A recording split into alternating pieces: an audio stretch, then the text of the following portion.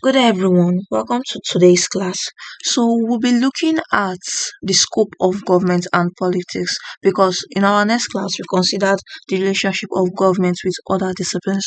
So, today we'll be looking at the scope of government and politics. So, starting with, we'll be looking at political thoughts and theory under this aspect.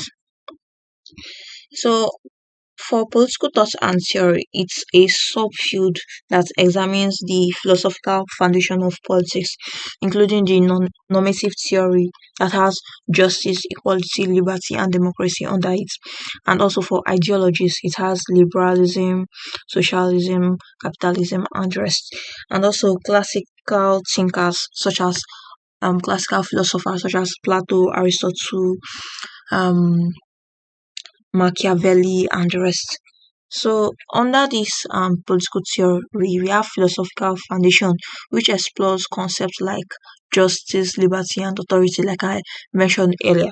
So, moving on to international relations as the next one. Sorry, before international relations, let's look at political, economic, and public administration. Starting with political economy. For political economy, it has a subfield that studies the intersection of politics and economics. Because under this aspect, let's just say we are linking it with the relationship of government and the discipline of economy. So we'll be looking at politics and economics as a whole. So under this aspect, we have economic policy such as the fiscal policy, the monetary policy, and the trade policy. And under it, we also have the global economic governance, whereby we have international institutions and agreements that shape economic relations.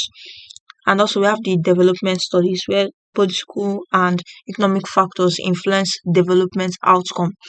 So under public administration, this one focuses on policy implementation, administrative efficiency and roles of civil servants in governance processes. So under this aspect, we have policy analysis, whereby it evaluates the effectiveness and impact of policies. We also have public administration as the major one there, which helps in the implementation and management of government programs. And lastly, bureaucracy and governance, that is the role of administrative institutions in governance.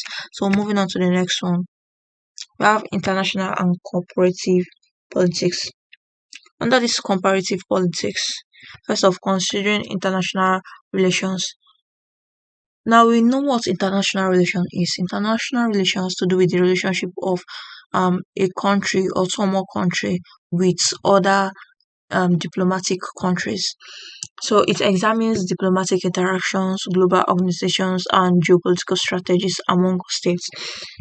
While for the comparative politics, it helps to analyze political systems and behaviors across different countries to in order to identify patterns and differences of these countries.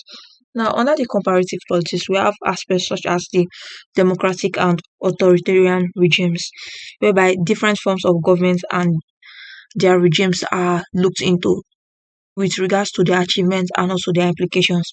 We also have institutional analysis, whereby the roles of legislature, executive, and judiciary are considered in different contexts. And lastly, for political culture and identity, it helps in examining how cultural and social factors help shape political behavior. Let's move on. We have local government and development studies. For local government and development studies, we have local governments, which helps in examining decentralized governance and also helps in increasing citizen participation in the act of government, in the act of governance. Because if you look at local government is a form of government that is closer to people. To the people as the grassroots government, and it helps in delivering services at the grassroots level, that's the final level, which is the people. And for the development studies, it helps in focusing on promoting social and economic process, that's the development of a country's um economic development, sorry, especially in developing nations, because we have under geography geopolitical aspects. We have developing country, developed and underdeveloped countries. I think that's all for today. I'll see you guys in the next class. Thank you very much.